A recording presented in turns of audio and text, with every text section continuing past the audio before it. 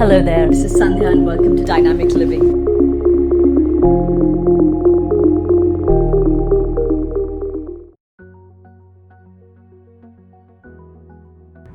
First of all, do keep in mind that our parents' generation is in a sense tuned to a lot more tuned than our generation is to kind of feeling the importance of your status in society. Okay, it was back in the day, it was that there was scarcity of resources, there was scarcity of jobs, and so much depended on where you stood vis-a-vis your peer group, right? Including where you stayed, what sort of job, what sort of opportunities you got access to socially, career-wise, which school your kids could go to. All of this was based on scarcity, and therefore there was this sort of rivalry.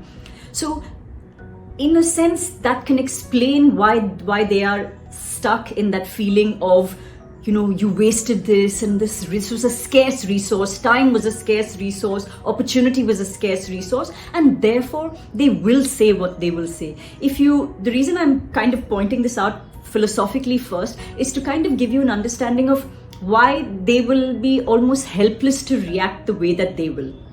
Now, my challenge to you is that do you need to have that mindset as well? We've been told this by our parents, but the fact is that, you know, today we're going to live for 100 years, and what a tragedy it would be if we simply followed one straight and narrow path, which may not be our true path for the rest of our lives. You're saying 5 years wasted. My thinking is that it's 5 years of valuable experience. In today's market, a failed entrepreneur is an extremely valuable commodity, and I wouldn't even call it failed, you know. It takes guts of steel to actually step out and build something, do something, and it's really pivoting. It's onto the next stage of your life. And if you had to look back at it 10 years down the line, would you rather have just to keep up appearances and log kya kahenge continued in a venture that was unsuited to you, that was making you unhappy, or that was losing you money? Where are those log who are going to say things? Are they going to come and bail you out tomorrow? So this is the parents' perspective, but do know that for us, every single day is learning. Every single day we become new people. So the person that you were 5 years ago may not be who you are today, and you need to take the best call and the most responsible call under the circumstances for your well-being, for the well-being of your company, for the well-being of your team. Think of it that way.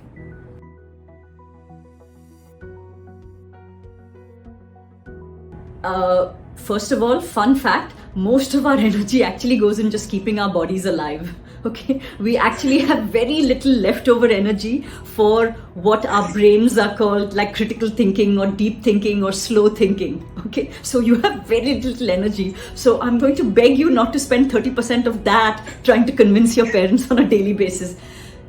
I will use a quote that's often attributed to Einstein, although it's unverified, which is that the definition of insanity is doing the same thing every day and hoping for a different response. Okay? So rather than spending that 30% of whatever little energy you have of the 100 joules trying to convince your parents, you need to think more intelligently of what it's going to take. Enlist a third party who can perhaps speak to your parents, you know, show them people that have done this, and you know, work with confirmation bias if you must to sort of tell that story. You're a storyteller at the end of the day. Think of yourself, this is your toughest VC. So if you cannot convince this particular VC, how will you convince any other VC, right? And it's not about repeating the wheel. And at some point it's a conversation. If you're simply unable to convince them, back off for a bit, you know, be willing to earn their displeasure if you must, and use that energy instead to give your product everything that it needs, to give your business everything that it needs. Show them through action. And the other hack is to also involve them in it, you know. Show them what you've built, even if it's a prototype. Every day, if you've got a new hire, tell them who the person is, tell the story of why you picked them. Let them understand, to them this is like a black box, right? A startup is like a black box for somebody of our parents' generation. So let them in, show them how this actually works, show them other companies that have made it. You never know, you might find a very valuable resource and some very valuable, again, basics of business sort of advice from them.